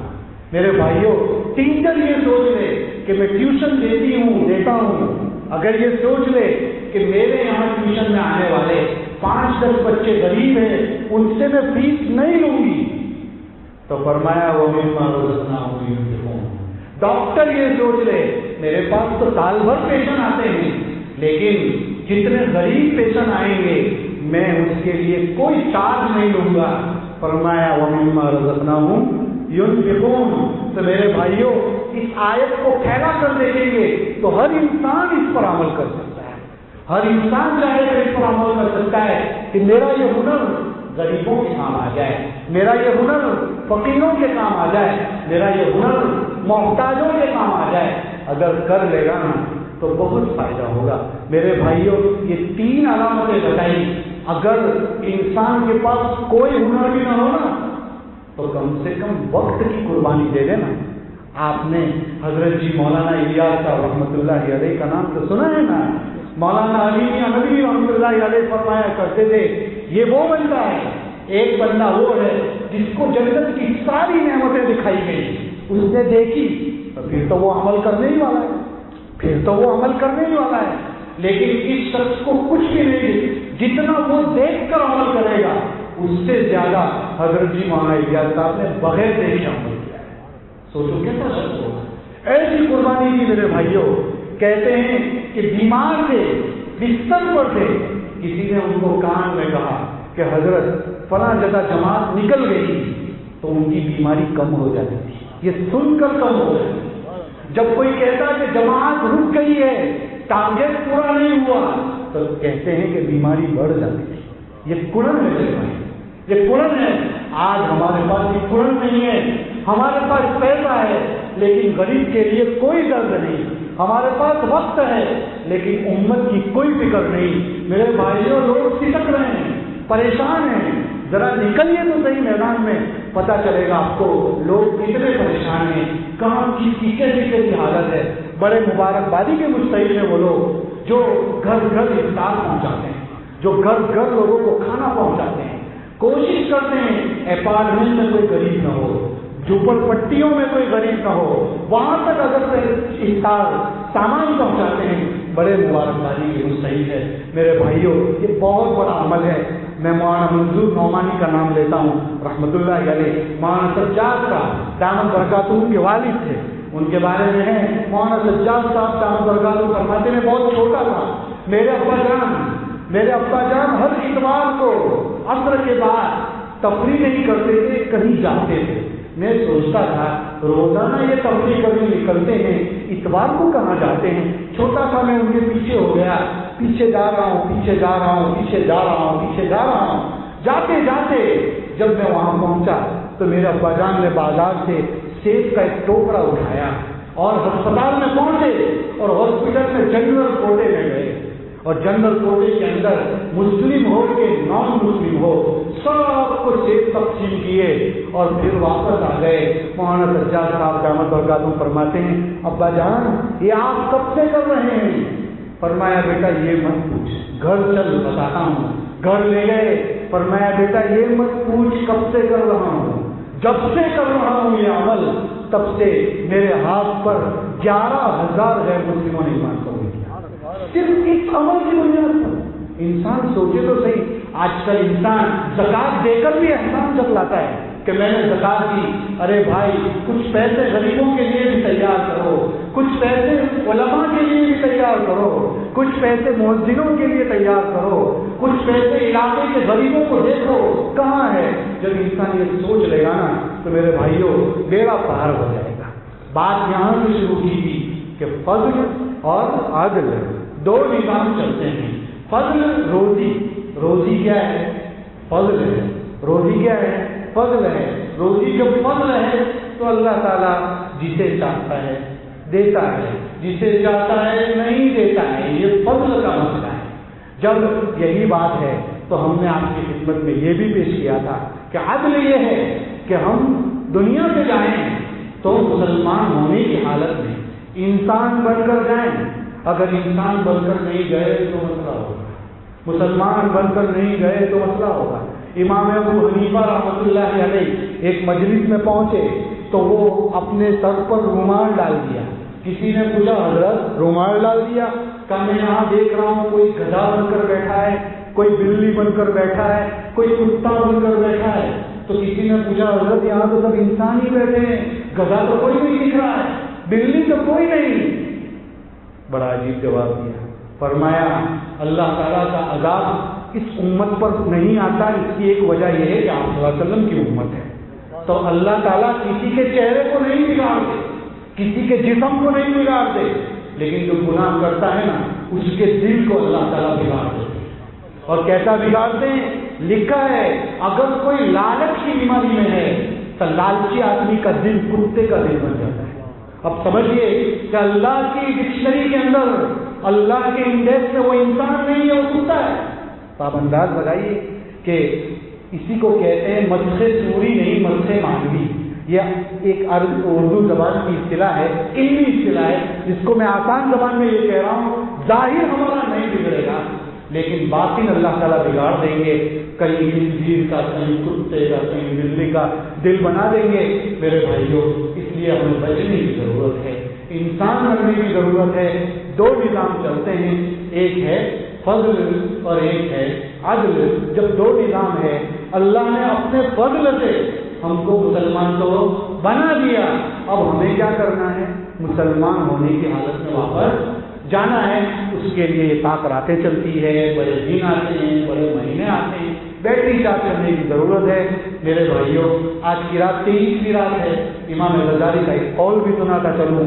امام غزالی رحمۃ اللہ علیہ فرماتے ہیں کہ جب رمضان کا پہلا دن اگر اتوار ہو، جان سے سنیے گا لیکن ڈیفینیٹلی کوئی نہیں بتا سکتا، جب رمضان کا پہلا دن اگر اتوار ہو تو اس رمضان میں شب قدر 23ویں رات کو ہوا کرتی ہے. یہ لکھا ہے لیکن شب قدر ڈیفینیٹلی کوئی بتا نہیں سکتا. یہ جو بتایا اس کا یہ مطلب بھی نہیں ہے کہ آگے کی راتوں میں آرام کرنا ہے، یہ بھی نہیں ہے. اس لیے کہ یہ تو ایک بڑے آدمی کا قول ہے، وہ میں نے آپ کے سامنے نقل کیا. اور ابو الحسن شاذلی رحمۃ اللہ علیہ فرماتے ہیں جب سے میں بالغ ہوا اس کے بعد کئی سالوں تک اس قاعدے پر میں نے عمل کیا تو میری زندگی میں ایک بھی شب قدر فوت نہیں ہوئی. تو آپ سمجھ سکتے ہیں آج کی رات کے بارے میں امکان زیادہ ہے کیونکہ ہمارا رمضان اتوار کو ہی شروع ہوا تھا، پہلا دن اتوار تھا تو ہمارا رمضان شروع ہوا تھا. تو یقین ہے، احتمال ہے، امکان ہے کہ 23ویں رات شب قدر ہو سکتی ہے. کہیں اس کو اس طرح مت چلانا کہ گئی نہیں شب قدر، اس لیے کہ 27ویں رات کو لوگ سو جائیں گے، 25ویں رات کو کوئی نہیں آئے گا، 29ویں رات کو لوگ آرام کریں گے. نہیں، تلاش کرنے کو تو کہا ہے لیکن کچھ بڑھا دیجیے گا. کیا کرنا ہے اس رات میں؟ یہ 7 راتوں میں کیا کرنا ہے؟ گاڑیاں لے کر نہیں گھومنا ہے. 7 راتوں میں لوگوں سے پوچھتے ہیں آج کی رات کیا ہے؟ مولانا جاگنے کی رات ہے. بھائی جاگنے کی رات شریعت میں آتی ہی نہیں. کہاں آتی ہے جاگنے کی رات؟ کوئی جاگنے کی رات نہیں ہوگی. کون سی رات ہے جاگنے کی؟ کوئی رات جاگنے کی نہیں. یوں کہو عبادت کی رات ہے، اللہ کو منانے کی رات ہے، اللہ کو راضی کرنے کی رات ہے. آج توبہ کرنے کی رات ہے. پچھلی زندگی تو بہت خراب گزر گئی تو توبہ کریں گے اس رات میں، 7 راتوں میں توبہ کریں گے. ہم کو احساس ہی نہیں. حضرت معاویہ رضی اللہ عنہ بہت بڑے صحابی، ان کی ایک دن تہجد فوت ہو گئی. تہجد فوت ہوئی تو انہوں نے کیا کیا؟ اٹھ کر 2 رکعت نماز پڑھی اور رونے لگے کہ اللہ آج میری تہجد فوت ہو. یہ صحابہ اولیاء اللہ بڑے زبردست لوگ تھے. ہماری تو فجر بھی چلی جاتی ہے تو کچھ نہیں ہوتا، کچھ فرق نہیں پڑتا.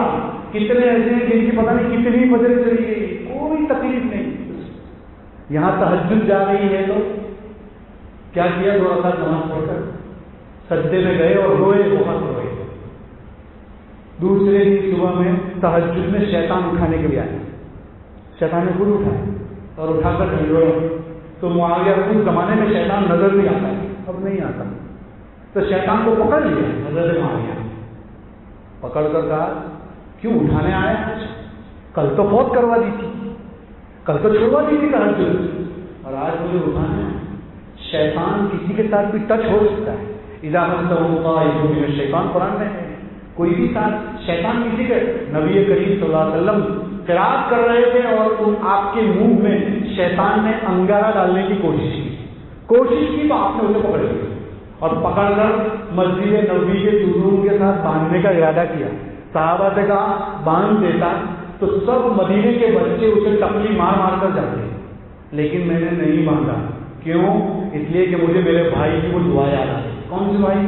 حضرت سلیمان علیہ السلام نے دعا کی رب اغفر لی وہب لی ملکا لا ينبغی لأحد من بعدی. اے میرے رب میری مغفرت فرما اور مجھے ایسی حکومت دے کہ میرے بعد کسی کو نہ ملے. یہ دعا کیسے کی؟ حضرت سلیمان علیہ السلام پوری دنیا کے ہر مخلوق پر حکومت کی، تو شیطان پر بھی حکومت کی. کہا کہ میں باندھ دیتا تو میرے بھائی کو تکلیف ہوئی. میرے بھائیوں دیکھو اس سے کیا پتا چلتا ہے؟ اسپیشلٹی جس کے پاس ہوتی ہے نا اس کو چھیننا نہیں چاہیے. ہر ایک کو اللہ نے کچھ نہ کچھ دیا ہوتا ہے. ہمارا کام کیا ہوتا ہے؟ اس کے پاس کیوں آیا؟ اس کے پاس نہیں آنا چاہیے. نہیں، یہاں نبی کریم صلی اللہ علیہ وسلم سلیمان علیہ السلام کا لحاظ کر رہے ہیں کہ اللہ تعالیٰ نے ان کو پوری دنیا پر حکومت دی تھی، میں کیوں شیطان کو پکڑ کر سکتا ہوں؟ لیکن میرے بھائی کی دعا یاد آ گئی اس لیے میں رک گیا، چھوڑ دیا. میرے بھائیوں پیغام یہی ملتا ہے کہ اللہ تعالیٰ نے جس کو اسپیشلسٹ بنایا ہو چھینو مت، دعا کرو کہ اللہ ایسا مجھے بھی دے دے، اس کو بھی دے مجھے بھی دے. اسپیشلٹی کسی کی چھیننی نہیں چاہیے. وہ لطیفہ بہت مشہور ہے نا، جہنم سے لوگ گزر رہے تھے تو وہ یہودی کا گڑھا تھا جہنم کا، لطیفہ ہے، یہودی کا گڑھا تھا جہنم کا، تو وہاں سے لوگ باہر آ رہے تھے تو فرشتہ دھکا مار کے اندر پھینک رہا تھا. پھر جو ہے عیسائیوں کے گڑھے پر پہنچے جہنم کے، وہاں سے بھی لوگ باہر نکلنے کی کوشش کر رہے تھے، اس کو بھی دھکا مار کے اندر ڈالا. وہاں فرشتہ کھڑا تھا.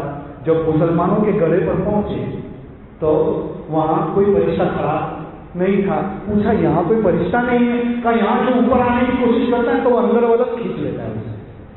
یہ ہمارے مسلمانوں کا حال ہے. ہم ایک دوسرے کی ٹانگ کھینچتے ہیں، ایک دوسرے کو آگے نہیں بڑھنے دیتے. میں حضرت معاویہ رضی اللہ عنہ کا واقعہ بیان کر رہا تھا. 2 رکعت نماز پڑھی، دوسرے دن شیطان اٹھانے کے لیے آیا اور کہا تو کیوں اٹھانا ہے؟ بڑا اچھا جواب دیا. کہا کہ جب تم نے کل وہ نہیں اٹھے تھے نا تو 2 رکعت نماز پڑھ کے جو تم اللہ سے قریب ہوئے تھے نا، سجدہ کر کے جو تم اللہ سے قریب ہوئے تھے نا، اتنے سال سے تہجد پڑھ کے بھی نہیں ہوئے تھے. اس لیے میں اٹھانے آیا کہ تم دوبارہ یہ سجدہ نہ کرو، دوبارہ یہ توبہ نہ کرو. میرے بھائیوں، اللہ کو یہ توبہ بہت پسند ہے، اس لیے توبہ کرنے کی علاج ہے. کچھ سمجھ میں نہیں آتا نمازیں پڑھیے 2-4 رکعت، کچھ سمجھ میں نہیں آتا سجدے لمبے کیجیے. سجدے میں عربی دعائیں مانی جاتی ہیں نماز میں، اور اگر عربی دعائیں یاد نہیں ہیں تو مفتی تقی عثمانی صاحب دامت برکاتہ فرماتے ہیں کوئی ٹینشن کی بات نہیں، سجدے میں جا کر صرف اللہ کو یاد کرتے رہیے اور روتے رہیے، انشاءاللہ اس سے بھی بیڑا پار ہو سکتا ہے.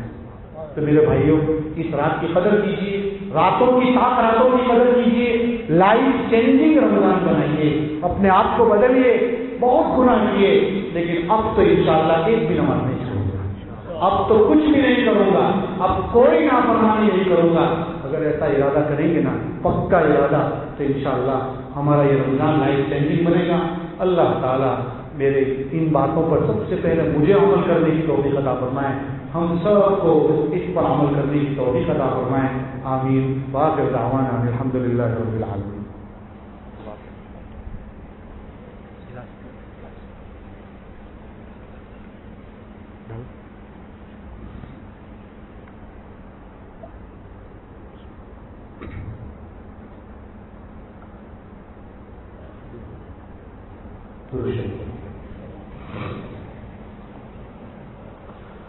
بسم اللہ الرحمن الرحیم. اللهم صل على سيدنا محمد وعلى آل سيدنا محمد وبارك وسلم. اللهم لك الحمد كله ولك الشكر كله ولك الملك كله بيدك الخير كله وإليك يرجع الأمر كله.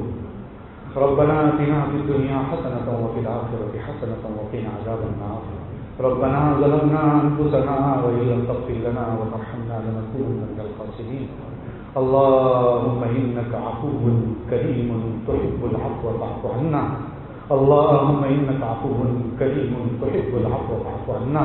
اللهم إنا نتوب إليك من المعاصي كلها لا نرجع إليها أبدا. اللهم إنا نتوب إليك من المعاصي كلها لا نرجع إليها أبدا. اللهم اغفر لنا ذنوبنا كلها دقها وجلها وسرها وعلانيتها وأولها وآخرها وظاهرها وباطنها. اللهم صل على سيدنا محمد وعلى آل سيدنا محمد كما تحب وترضى. یا اللہ ہمارے گناہوں کو معاف فرما، خطاؤں سے درگزر فرما. بہت بڑے مجرم ہیں، بہت بڑے خطا کار ہیں، بہت بڑے ریاکار ہیں، بہت بڑے ریاکار ہیں. یا اللہ زندگی کا اکثر و بیشتر حصہ تیری نافرمانیوں میں گزار ہے. یا اللہ کوئی رات ایسی نہیں ہے جس میں ہم نے تیری نافرمانی نہ کی ہو، کوئی دن ایسا نہیں ہے جس میں ہم نے تیری نافرمانی نہ کی ہو. یا اللہ گناہ کر کر کے کمر ٹیڑھی ہو چکی ہے، گناہ کر کر کے گھٹنوں میں درد ہو رہا ہے. یا اللہ بہت گناہ کیے ہیں. یا اللہ اتنے گناہ کیے ہیں کہ زمین و آسمان تک چلے جائیں، سب بھر جائے گا. یا اللہ بہت گناہ کیے ہیں. یا اللہ تجھے معافی بہت پسند ہے، تجھے معافی بہت پسند ہے. جب کوئی بندہ ہاتھ اٹھا کر معافی مانگتا ہے، یا اللہ تو فرشتوں میں اعلان کرتا ہے کہ اس بندے کو معلوم ہے کہ میرے سوا کوئی معاف کرنے والا نہیں ہے. یا اللہ واقعتاً تیرے علاوہ کوئی معاف کرنے والا نہیں ہے. یا اللہ ہمیں معاف فرما دے. یا اللہ ہمیں معاف فرما دے. یا اللہ کرم کا معاملہ فرما دے، عافیت کا معاملہ فرما دے. مولا معاف کر دے، مولا مغفرت فرما دے. یا اللہ جھولی بھر دے، مغفرت سے بھر دے یا اللہ، مغفرت سے بھر دے یا اللہ۔ پتہ نہیں زندگی کے کتنے دن کیسے گزر گئے یا اللہ، تیری توفیق سے، تیرے فضل سے تو نے رمضان دیا یا اللہ۔ دھیرے دھیرے رخصت ہو رہا ہے، لیکن یا اللہ ابھی بھی وہی گناہ ہو رہے ہیں یا اللہ، وہی خطائیں ہو رہی ہے یا اللہ، پتہ نہیں کب تک ہوتی رہی گی یا اللہ۔ ہمارے ساتھ شیطان لگا ہوا ہے، ہمارے ساتھ نفس لگا ہوا ہے یا اللہ۔ یا اللہ ہم تیری بغاوت نہیں کر سکتے، بغاوت نہیں کر رہے ہیں، ہمیں افسوس بھی ہوتا ہے، لیکن یا اللہ یہ دشمن ہیں ہمارے ساتھ لگے ہوئے، وہ ہمیں گناہوں پر لے جاتے ہیں یا اللہ۔ ہماری پیشانی کے بال پکڑ پکڑ کر ہمیں مسجد میں لا دے، ہمیں مسجد میں لا دے، ہمیں نمازوں کا پابند بنا دے، قرآن کی تلاوت کا شہدائی بنا دے، زبانوں کو ذاکر بنا دے، قلب کو شاکر بنا دے، بدن کو صابر بنا دے، جسم کو تیرے احکام پر عامل اور ناظر بنا دے یا اللہ۔ یا اللہ جب ایک بچہ اپنی ماں سے جھگڑتا ہے تو ماں اسے دھتکار دیتی ہے، گھر سے نکال دیتی ہے کہ جا، چلا جائے یہاں سے، وہ چلا جاتا ہے یا اللہ۔ وہ سوچ لیتا ہے کہ اب کے بعد ماں باپ کے پاس نہیں آؤں گا، پورا دن بھٹکتا ہے، روزی تلاش کرتا ہے، رات کو پھر وہی گھر کی دہلی میں آ کر سو جاتا ہے۔ ایک دم سے ماں کو معلوم ہوتا ہے، ماں دروازہ کھولتی ہے، غصے میں کہتی ہے کیوں آیا تو یہاں پر؟ کہ ماں میں سوچ کر گیا تھا کہ اب نہیں آؤں گا، لیکن ماں میں پورا دن تلاش کرتا رہا، سب مل گیا، لیکن تیرے جیسی ممتا نہیں ملی، تیرے جیسی محبت نہیں ملی، اس لیے میں واپس آ گیا۔ وہ ماں بھی اسے اپنے گلے سے لگا لیتی ہے یا اللہ تو ایسی کئی ماؤں سے زیادہ محبت کرنے والا ہے یا اللہ ہمیں معاف کر دے یا اللہ ہمیں معاف کر دے یا اللہ معاف کر دے۔ تو نے ہی تو کہا ہے میرے بندو تیری رحمت، اپنی رحمت سے نا امید مت ہو جاؤ یا اللہ، ہم نا امید نہیں ہوئے ہیں یا اللہ۔ وہ اندھا فقیر جب دروازے پر بھیک مانگنے کے لیے نکلتا ہے، گھر گھر کے دروازے کھٹکھٹاتا ہے، جب ہر دروازے پر اسے کچھ نہ کچھ ملتا ہے، ایک مرتبہ مسجد کے دروازے پر پہنچ جاتا ہے، دروازہ کھٹکھٹاتا ہے، کوئی آواز نہیں آتی، پڑوس میں سے ایک عورت کہتی ہے بھائی یہ تو اللہ کا گھر ہے یا اللہ۔ وہ فقیر جو غلطی سے تیرے در پر پہنچ گیا تھا، اس نے اپنا لوٹا پھینک دیا اور کہا اب کہیں نہیں جاؤں گا، اب تو میں اللہ کے در پر آ گیا ہوں، تو اسے بھی نواز دیتا ہے یا اللہ۔ ہم تو ارادے سے مسجد میں آئے ہیں، ہم بھول سے نہیں آئے ہیں، ہم تو ارادہ کر کے آئے ہیں یا اللہ۔ بڑی رات ہے یا اللہ، معصوم بچوں نے ہاتھ اٹھائے ہیں یا اللہ، سفید بال والوں نے ہاتھ اٹھائے ہیں یا اللہ۔ کسی کی آمین تو تجھے پسند آتی ہوگی یا اللہ، اس کے بدلے میں ہم سب کی مغفرت فرما دے، ہم سب کی مغفرت فرما دے، ہم سب کی مغفرت فرما دے یا اللہ۔ ہمارے سامنے جبرائیل کی بد دعا ہے، ہلاک ہو جائے وہ شخص جس نے رمضان کا مہینہ پایا ہو اور اس کی مغفرت نہ ہوئی ہو یا اللہ۔ ہمیں نہیں پتا کہ ہمارا نام اس لسٹ میں ہے کہ نہیں، ہماری مغفرت ہوئی کہ نہیں یا اللہ۔ اگر نہیں ہوئی ہوگی تو ہم برباد ہو جائیں گے، ہم ہلاک ہو جائیں گے یا اللہ۔ ہماری مغفرت فرما دے، ہماری مغفرت فرما دے یا اللہ، ہماری مغفرت فرما دے یا اللہ۔ موت سے پہلے موت کی تیاری نصیب فرما یا اللہ، موت سے پہلے موت کی تیاری نصیب فرما یا اللہ۔ قبر کے مراحل آسان فرما یا اللہ، قبر کے مراحل آسان فرما، وہاں کے سوال و جواب آسان فرما یا اللہ۔ فرشتہ آئے گا، 3 سوال کرے گا، اگر جواب نہیں دے پائے تو کوڑے برسائے گا یا اللہ۔ جہنم کی آگ کا شعلہ ہماری طرف ہو جائے گا یا اللہ۔ ہم سے تو دنیا کی آگ برداشت نہیں ہوتی، ہم سے تو بچھو یا اللہ چیونٹی کا ڈنک برداشت نہیں ہوتا یا اللہ۔ وہاں کے بچھو کیسے برداشت کر پائیں گے، وہاں کے سانپ کیسے برداشت کر پائیں گے یا اللہ یا اللہ یا اللہ۔ قبر کے عذاب سے ہماری حفاظت فرما، ہماری حفاظت فرما یا اللہ۔ میدان محشر کی رسوائیوں سے بچا لیجیے یا اللہ۔ وہاں میدان محشر میں نبی کریم صلی اللہ علیہ وسلم کھڑے ہوں گے، جام کوثر سب کو پلا رہے ہوں گے۔ ہمیں ڈر لگتا ہے کہیں ہمارا نام آئے گا اور اگر نبی یہ کہہ دے جا تجھے میری سنت سے محبت نہیں تھی، چلا جا یہاں سے، تجھے پانی نہیں پلاؤں گا یا اللہ۔ اس وقت کیا ہوگا ہمارا یا اللہ، اس وقت کیا ہوگا یا اللہ اس وقت ہمیں رسوائیوں سے بچا لیجیے سرکار کے ہاتھوں جامع کوثر پینا نصیب کر دیجیے یا اللہ، نصیب کر دیجیے ہم جتنے بھی گندے ہیں تیرے ہی تو بندے ہیں، تیرے آخری نبی، تیرے لاڈلے نبی، تیرے محبوب نبی کے امتی ہیں یا اللہ ہم سب پر کرم کا معاملہ فرما دے یا اللہ، یہ امت بڑی پریشانیوں سے گزر رہی ہے یا اللہ، معصوم بچیوں کو نہیں چھوڑا جا رہا ہے یا اللہ، ہماری ماؤں اور بہنوں کی عزتیں لوٹی جا رہی یا اللہ، ہمیں نہیں پتا آگے ہمارے بچوں کے ساتھ کیا ہوگا یا اللہ، پتہ نہیں ہماری اولاد کیا کیا دیکھے گی۔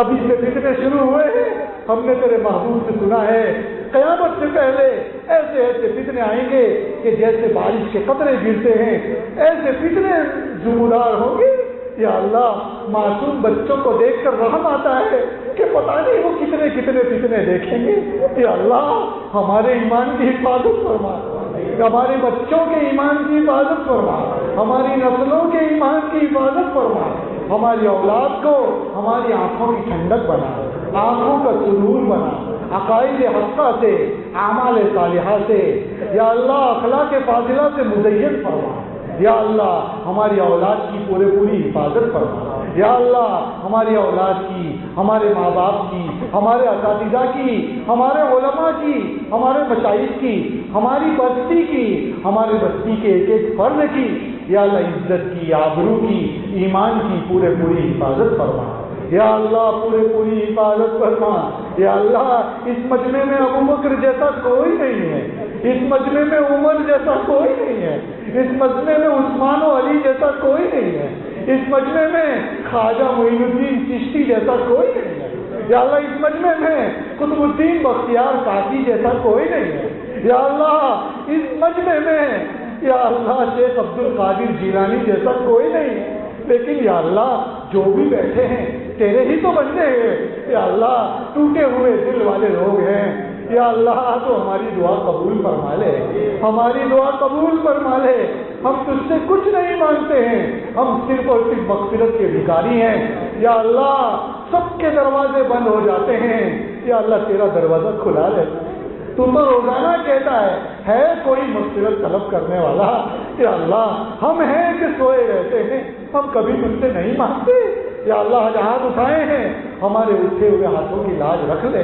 یا اللہ، ہمیں محروم نہ فرما یا اللہ، ایک سخی جاتا ہے کہ گھر پر اگر کوئی انسان بار بار جاتا ہے تب بھی وہ اسے محروم نہیں لوٹاتا، اسے شرم آتی ہے یا اللہ، تو تو داتاؤں کا داتا ہے، تو تو سخیوں کا سخی ہے یا اللہ، ہمیں محروم مت لوٹائیے یا اللہ، ہماری جوڑیاں مغفرت سے بھر دیجیے یا اللہ، بھر دیجیے یا اللہ۔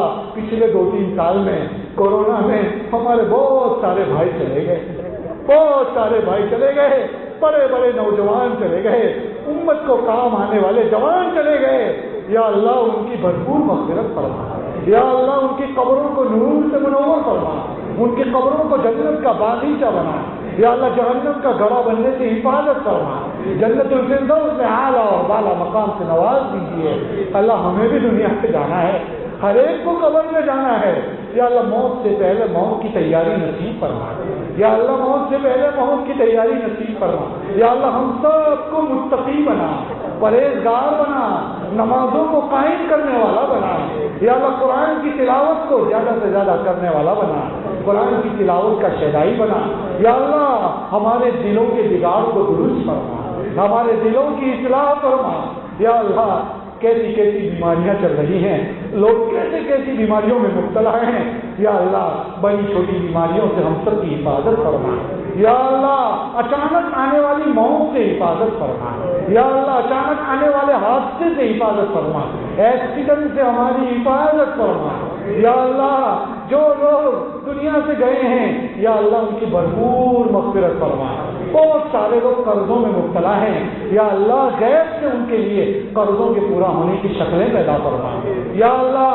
بہت سارے لوگ قید خانے میں، ہم نے ابھی سنا کتنے نوجوان بے قصور قید خانوں میں پڑ رہے ہیں یا اللہ، وہ امت کے قیمتی جوان ہیں یا اللہ ان کے لیے رہائی کے آسانی کے ساتھ فیصلے کرو. یا اللہ جو لوگ محنتیں کر رہے ہیں ان کو اپنی بارگاہ میں قبول فرما. یا اللہ جو لوگ خرچہ کر رہے ہیں ان کو اپنی بارگاہ میں قبول فرما. یا اللہ ہمارے روزوں کو قبول فرما, ہماری تراویح کو قبول فرما. یا اللہ ہمارے صدقات و زکات کو قبول فرما. ہمارے بہت سارے بھائی حرم گئے ہوئے ہیں, یا اللہ ان کا عمرہ قبول فرما. یا اللہ بہت سارے لوگوں نے حج کی تیاریاں کی ہے, آسانی کے ساتھ ان کے لیے حج میں جانا آسان فرما. یا اللہ نبی کریم صلی اللہ علیہ وسلم کی سنتوں کا شیدائی بنا. یا اللہ ایک ایک قدم پر سرکار کی سنتوں پر عمل کرنے والا بنا دیجیے. یا اللہ ہمارے مدارس کی حفاظت فرما. دشمنوں کی نگاہیں مساجد پر ہے, مدارس پر ہے, مراکز پر ہیں, خانقاہوں پر ہے, مکاتب دینیہ پر ہے. یا اللہ ان سب کی پوری حفاظت فرما, دینی شعبوں کی پوری حفاظت فرما. یا اللہ جماعت میں جانے والوں کی حفاظت فرما, اللہ کے راستے میں نکلنے والوں کی حفاظت فرما. یا اللہ جو بھی کام کر رہے ہیں, نیک کام کر رہے ہیں, تجھے پسند ہیں, یا اللہ انہیں اپنی بارگاہ میں قبول فرما, ان کی پوری حفاظت فرما. یا اللہ ظاہری اور باطنی بیماریوں سے ہم سب کی حفاظت فرما. ہمارے دلوں سے کینے کو, چغلی کو, غیبت کو یا اللہ سب کو نکال دیجئے. یا اللہ دل کو صاف کر دیجئے, مزکا مجلہ کر دیجئے, مصفا کر دیجئے. مولا معاف کر دیجئے, مولا معاف کر دیجئے. یا اللہ اگر معاف نہیں ہوگا تو ہم کہیں کے نہیں رہیں گے, ہماری مغفرت نہیں ہوگی تو کہاں جائیں گے؟ کوئی در نہیں ہے جہاں جائے.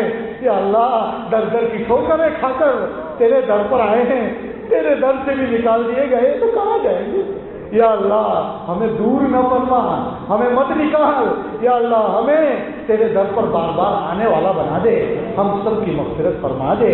یا اللہ جو کچھ مانگا عطا فرما دے, جو مانگنے سے رہ گیا ہو اپنی شان نصیب فرما دے.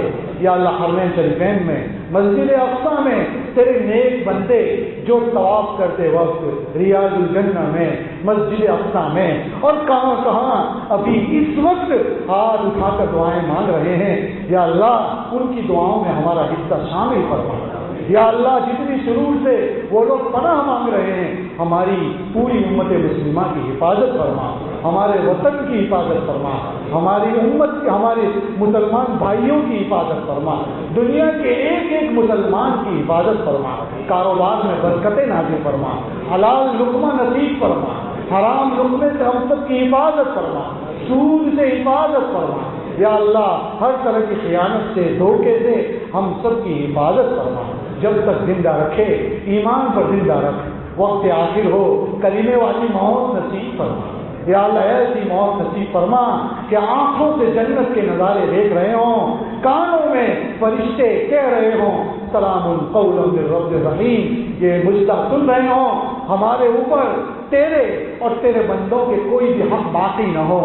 ایسی حالت میں اطمینان کے ساتھ یا اللہ دنیا سے جانا نصیب فرما, دنیا سے جانا نصیب فرما. یا اللہ جو تجھے ناپسند ہے ایسی موت سے ہم سب کی حفاظت فرما. یا اللہ یہ دعائیں اپنے فضل و کرم حبیب پاک صلی اللہ علیہ وسلم کے توفیل منظور فرما. الہی جئناک تائبین ولا تردنا خائبین, الہی جئناک تائبین ولا تردنا خائبین. جزا اللہ عنا نبینا محمدا صلی اللہ علیہ وسلم ما هو اهله وصلی اللہ تعالی علی خیر خلقه محمد وآلہ واصحابہ اجمعین برحمتک یا ارحم. ماشاءاللہ بہت ہی حضرت والا آپ نے خطاب سے تمام سامعین کو مستقبل